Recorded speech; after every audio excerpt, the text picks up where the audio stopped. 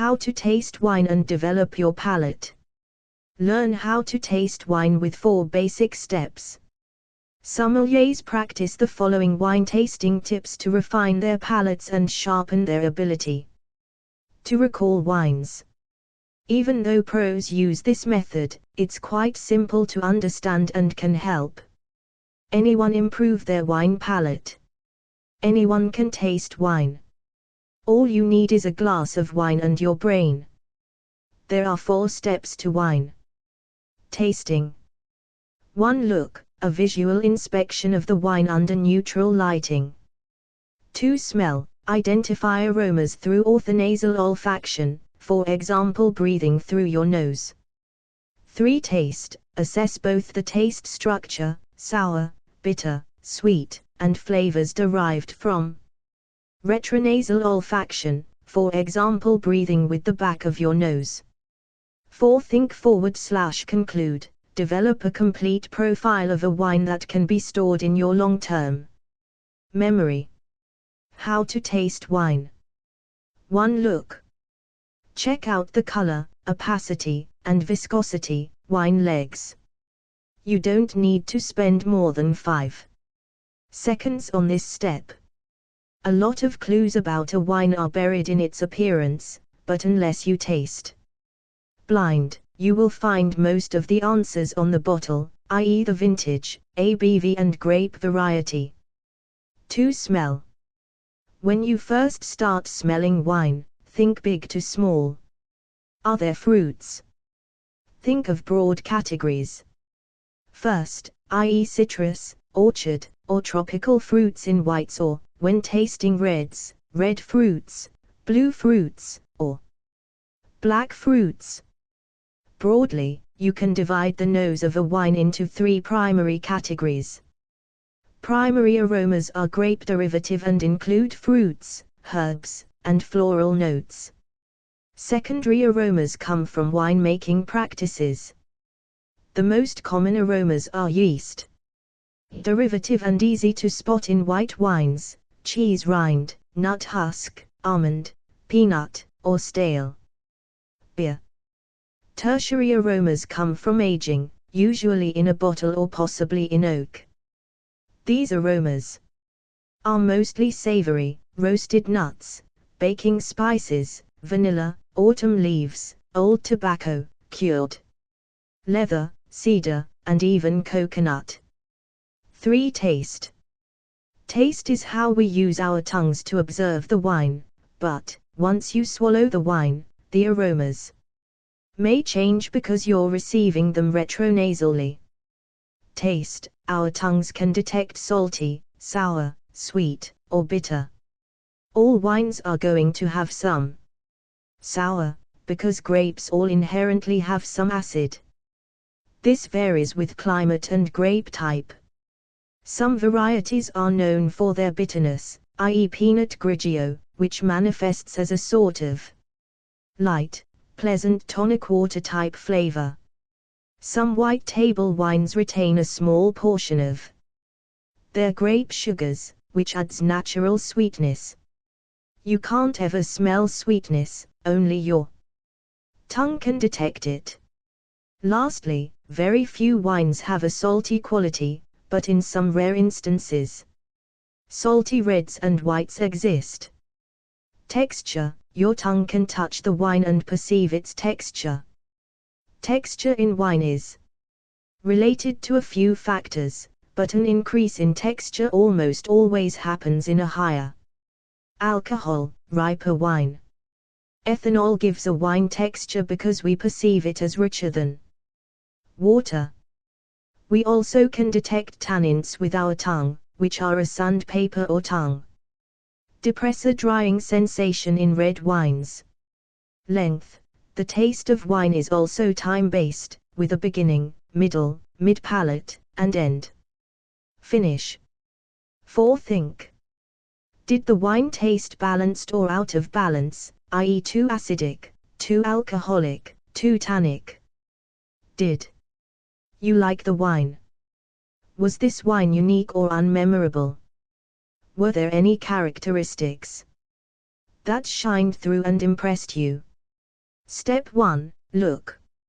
How to judge the look of a wine. The color and opacity of wine can give you hints as to the approximate age, the potential grape varieties, the amount of acidity, alcohol, sugar, and even the potential climate, warm versus cool, where the wine was grown. Age. As white wines age, they tend to change color, becoming more yellow and brown, with an increase in overall pigment. Red wines tend to lose color, becoming more transparent as time passes. Potential grape varieties. Here are some common hints you can look for in the color and rim variation. Nebbiolo and Grenache-based wines often have a translucent garnet or orange color on their rim, even in their youth. Pinot Noir will often have a true red or true ruby color, especially in cooler climates. Malbec will often have a magenta pink rim. Alcohol and sugar. Wine legs can tell us if the wine has high or low alcohol and / or high or low sugar. The thicker and more viscous are the legs, likely the more alcohol or residual sugar contained in the wine. Step 2. Smell.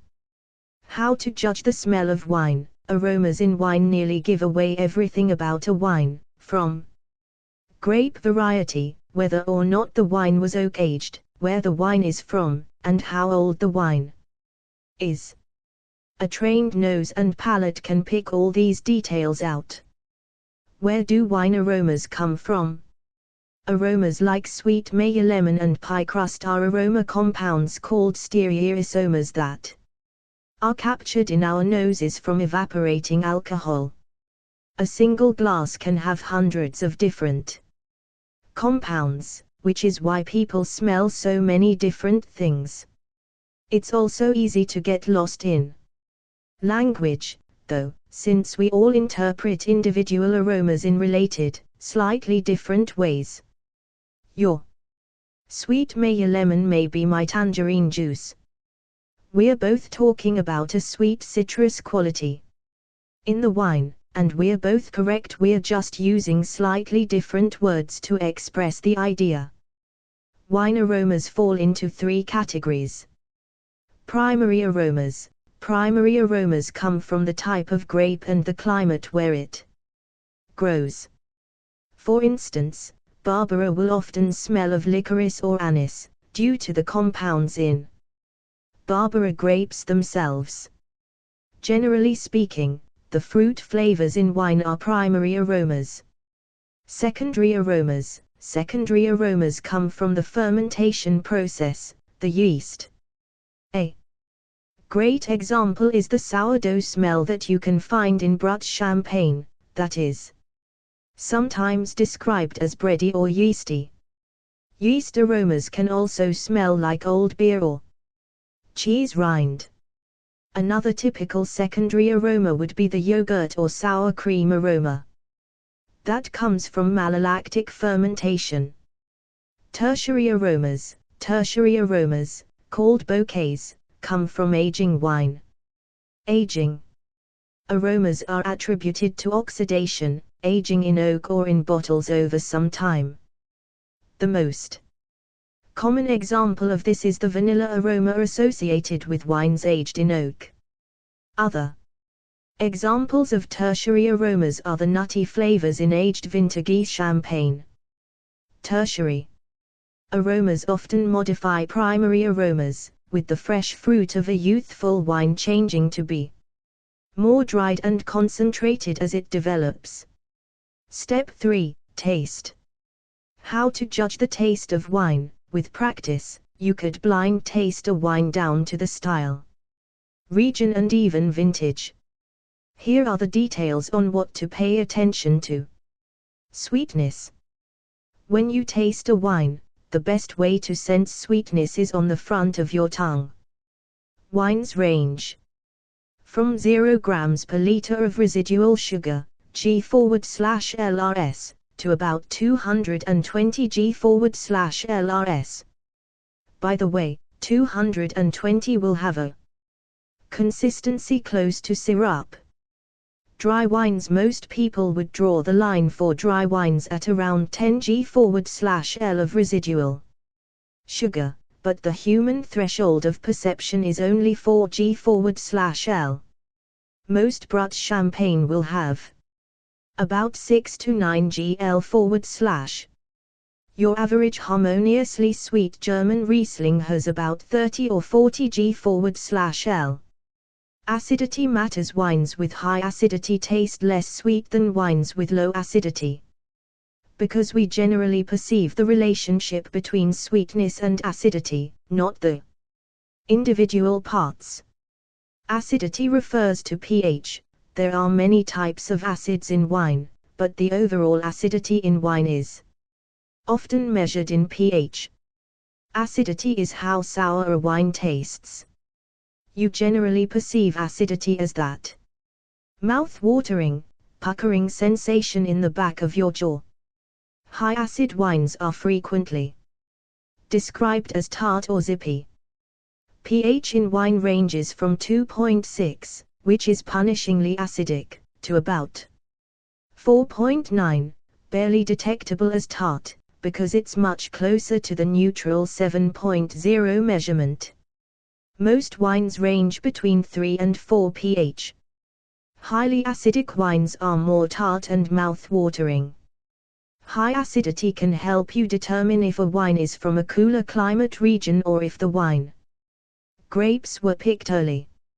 Low acid wines taste smoother and creamier, with less mouth-watering qualities.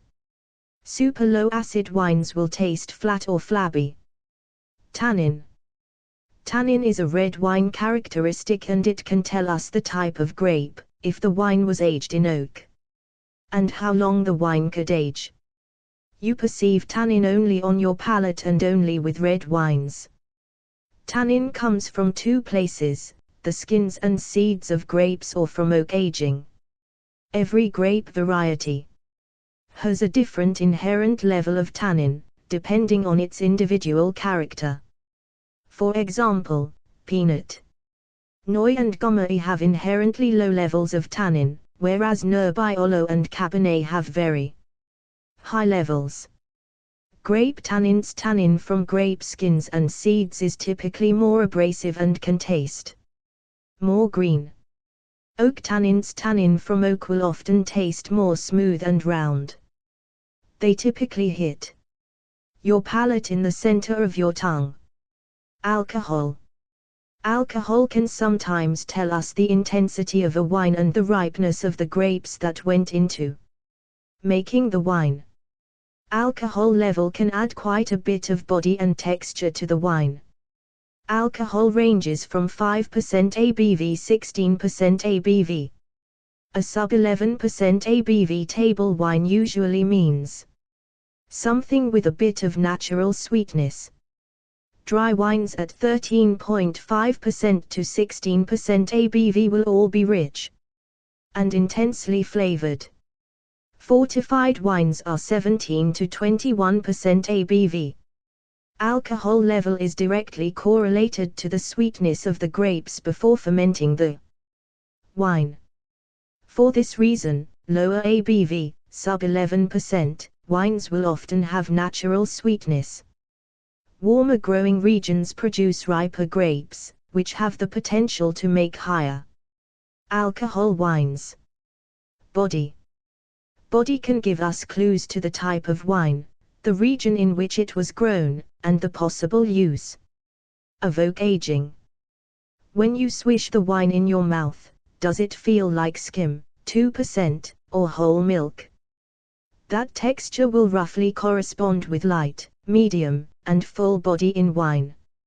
Usually, body is related to alcohol, but various other processes like lees stirring, malolactic fermentation, oak aging, and residual sugar can all give a wine additional body and texture. Step 4, Conclusion. This is your opportunity to sum up a wine. What was the overall profile of the wine? Fresh fruits with an acid-driven finish. Jammy fruits with oak and a broad, rich texture. In a scenario when you are blind tasting a wine, you would use this moment to attempt to guess what the wine it is that you're tasting. Try it to hone your skills.